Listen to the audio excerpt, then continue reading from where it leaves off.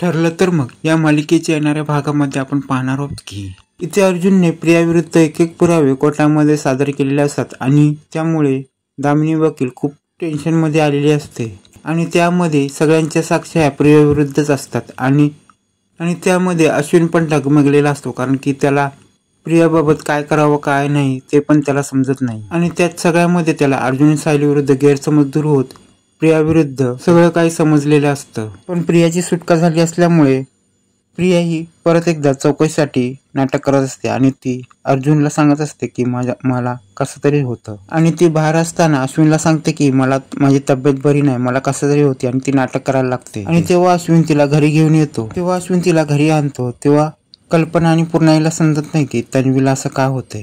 तेव्हा पूर्णाई कल्पनाला बोलते तिला कोणाची तरी नजर लागली। तेव्हा अश्विन बाहेर येतो, पूर्णाई आणि कल्पनाला सांगतो की ती आता तिच्या रूम मध्ये आराम करते। तेव्हा पूर्णाई कल्पनाला आणि अश्विनला सांगते काहीतरी आपण निर्णय घेतला पाहिजे आणि प्रियाची आपण शांती केली पाहिजे। तेव्हा कल्पना बोलते की प्रियाच्या बाबतीत जे पण काय लागलं असेल तिच्या आजारपण काय ते केस सपाटी म्हणून कल्पना बोलते तिच्यासाठी आपण घरात एक पूजा ठेवूया आणि घरामध्ये होम हवन झालं की सगळं व्यवस्थित होईल असं त्यांचं म्हणणं असतं। तेव्हा पूर्णाई बोलते की कल्पनाला की पूजा झाली की घरामधील क्लेश बिश सगळं दूर होतील आणि सगळं व्यवस्थित होईल आणि प्रतिमालाही पण ही गोष्ट कळवली जाते आणि प्रतिमा ही या पूजेला यायला तयार होते आणि सायली पण त्यांचं बोलणं ऐकते। पण सायलीला कळत असतं की प्रिया हे सगळं नाटक करते आणि त्याच्यासाठी हे होम होऊन पूजा ठेवून काहीच उपयोग नाही। तेव्हा कल्पनेने पुन्हा ही प्रियाला ते सांगते की पूजा ठेवूया घरात, मग ते प्रिया तयार होते कारण की प्रिया बोलते की माझा आता देवावरच विश्वास आहे। तेव्हा तिथे अर्जुन असतो आणि तो प्रियाला बोलतो हे जे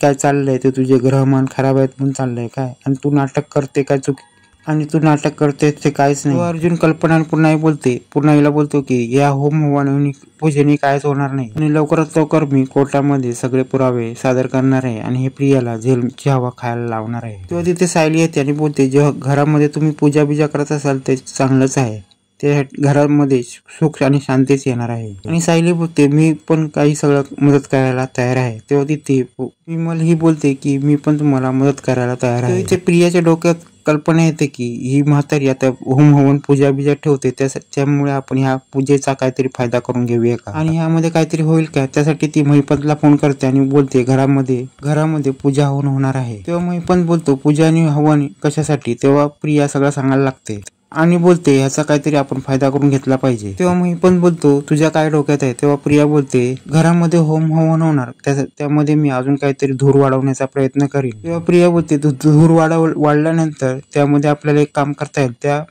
मधुभाऊला आपल्याला किडनॅप करता येईल। तेव्हा प्रिया बोलते त्या मधुभाऊला गायब केलं तर या केसचा प्रश्नच मिटेल आणि प्रिया महिपतला बोलते तुमचं पण काय ते झंझट सुटेल आणि तो मेल्यानंतर त्याच्यावर सुसाईड नोट लिहायची आणि बोलायचं मी कंटाळून आत्महत्या केली आणि या केसमध्ये मीच खुनी आहे। तेव्हा महिपत बोलतो योग्य प्लॅनिंग आहे तुझं।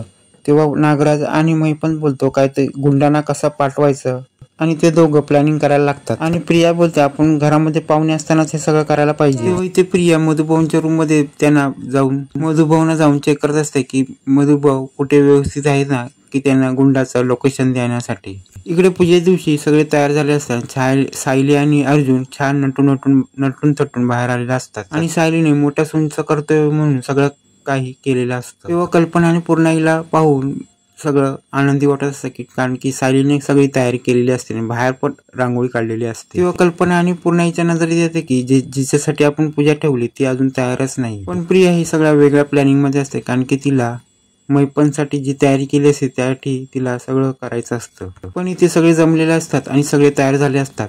तेव्हा इथे भटजी पण येतात आणि सगळे पण येतात, पण ज्याच्यासाठी पूजा ठेवली तीच आली नसते आणि त्यामुळे सगळे कन्फ्युज मध्ये असतात। तेव्हा पुन्हा एक अश्विनला बोलते कुठे आहे ही प्रिया, तेव्हा अश्विन बोलतो की प्रिया रात्री लेट झोपल्यामुळे तिला डिस्टर्ब झालंय आणि अश्विन प्रियाची बाजू मांडायला लागतो। तेव्हा पण पूर्णाईच्या डोक्यात विचार येतो की हे सगळं प्रियासाठी आपण करतो पण हे ती त्या उशीर का होते तिला समजत नाही। तेव्हा इथे प्रतिमा ही आली असते, तिचं स्वागत करण्यासाठी सायली पुढे आलेली असते। तेव्हा इथे अश्विन रूम मध्ये जातो आणि प्रियाला बोलते चल तुझं काय चाललंय, चल खाली जाऊयात।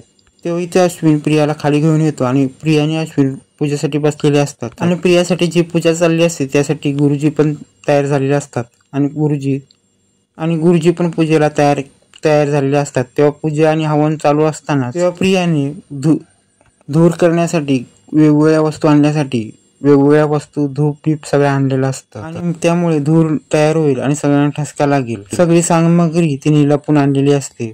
पण होम सुरू असताना त्या टायमाला तिथे जोगतीन येते आणि जोगतीन घरामध्ये एंट्री करते आणि बोलते की देवी आईच्या नावाने चांग भलं आणि उधो उधो करत असते. तेव्हा इथे कल्पना आणि पूर्णाही खुश असतात कारण की देवीची पूजा होत असताना तिथे जोगतीन आली त्यामुळे त्यांना आनंद वाटत असतो. तेव्हा सायली तिथे त्यांना जोगतीनला दान देण्यासाठी पुढे आलेली असते. जोगतीन सायलीला आशीर्वाद देते आणि तुझं सौभाग्य व्यवस्थित हो त्यासाठी मी आलेली आहे असं तिला बोलते. तेव्हा पूर्णाही जोगतींवर चिडते आणि बोलते जी पूजा होत अशी आहे जी पूजा ठेवली आहे ती प्रियासाठी ठेवली आहे. आणि कल्पना आणि पूर्णाही बोलते की जी धाकटी सून आहे तिच्यासाठी पूजा ठेवली आहे. तिच्या आयुष्यात अडचणी बिडचणी काय काय चाललंय तिचं आजारपण त्यासाठी ही पूजा ठेवलेली आहे आणि तिच्या मागची संकट दूर व्हावी आणि तिचं आयुष्य व्यवस्थित चालावं म्हणून ही पूजा ठेवलेली आहे. तेव्हा जोगतीन बोलते तू पूजा बिजा हवन काय पण ठेव पण देवीचे पुढे काहीच खोटारडेपणा चालणार नाही. आणि या पूजेला बसणारी जी काही आहे ती किती सत्यवानी आहे आणि किती भरवशाची आहे तुला माहित आहे का. तेव्हा जोगतीन सायलीला बोलते की तू काळजी करू नको की कोणी पण तुझ्या विरुद्ध कटकारस्थान करू दे तू टेन्शन घेऊ नको देवी तुझ्या पाठीशी आहे. तेव्हा पूर्णाही आश्चर्यचकित होते कारण की जे आशीर्वाद तन्वीला भेटायला पाहिजे ते सायलीला भेटतात. तेव्हा इथे तन्वी घाबरते की आता जोगतीन काय बोलणार आहे. तेव्हा इथे जोगतीन बोलते देवी आईचे जे संकेत आहेत ते मी द्यायला आलेली आहे.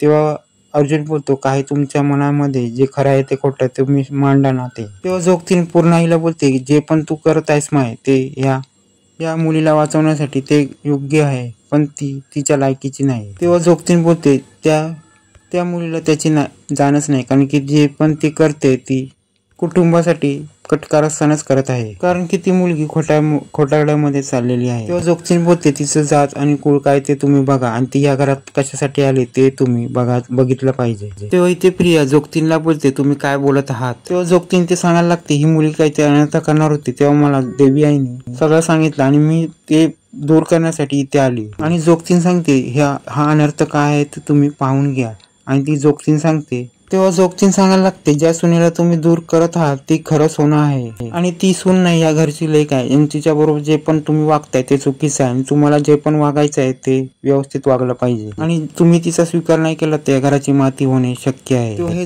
जोगतिनीचे बोलणे ऐकून कल्पना आणि पूर्णाईचे डोळे उघडतात आणि जोगतिनीच्या या बोलण्यावरून सायलीचं पूर्णाई आणि कल्पना कसं काही आणि सायलीचा स्वीकार करतील आणि कसं सायलीला या कुटुंबामध्ये स्वीकारतील हे पुढे पाहणे रंजकच होणार आहे.